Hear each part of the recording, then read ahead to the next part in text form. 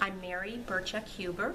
Why don't you tell us a little bit about what you do or did and how you got started in life with your a goal of being a lawyer?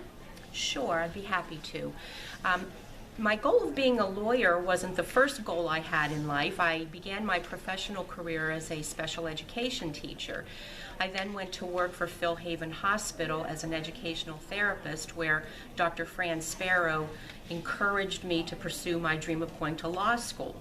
So at the age of 40, I started law school.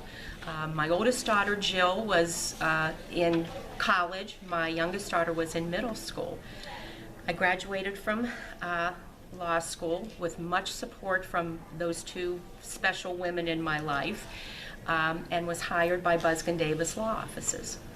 But what made you want to be an attorney?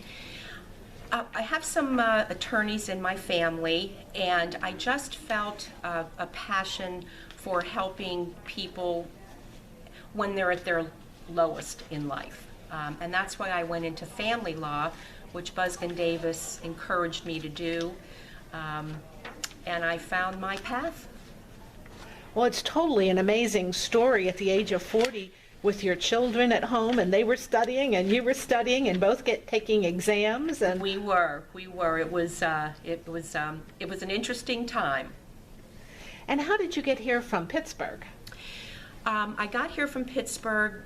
My former husband, Jill Broderic, was transferred here to be the editor of the Lebanon Daily News, so we moved the family out here. I never made that connection before. Yes. Okay, wonderful. So that's how you came to Lebanon.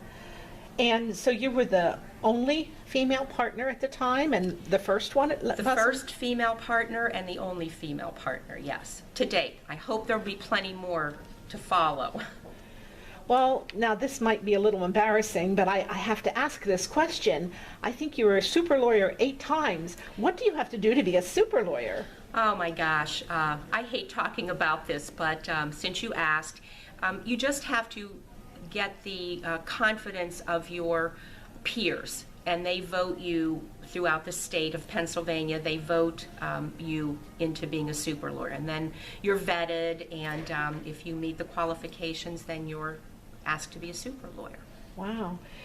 And I see that you also do work with Habitat for Humanity, the American Cancer Society, the Heart Association, the Red Cross, and you're also a founding member of the Commission for Women. I am. Now, I'm not on those other boards anymore, but I do have to tell you that the Commission is near and dear to my heart, since I was on the founding board with so many incredibly talented, bright, caring women.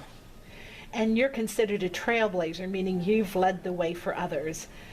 Are you totally retired, or is there a comeback that we might see? Might you ever run for judge or anything like that? Oh, I think I'm getting to the age that I won't be able to run for judge, but I do do some work for the judges with children.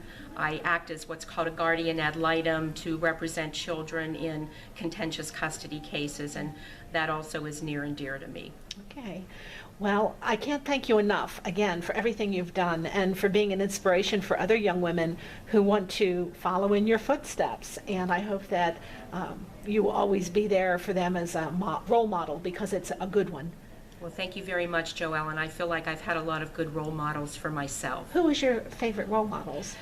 Well, my mother and my 2 sisters, Eleanor Roosevelt.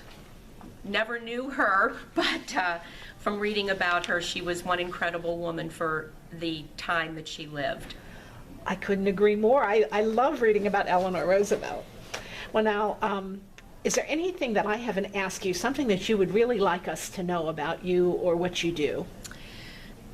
I don't think so. I just hope that the young women that do follow in all of our footsteps continue to be independent and help lift women up in whatever path they choose to be lifted up in.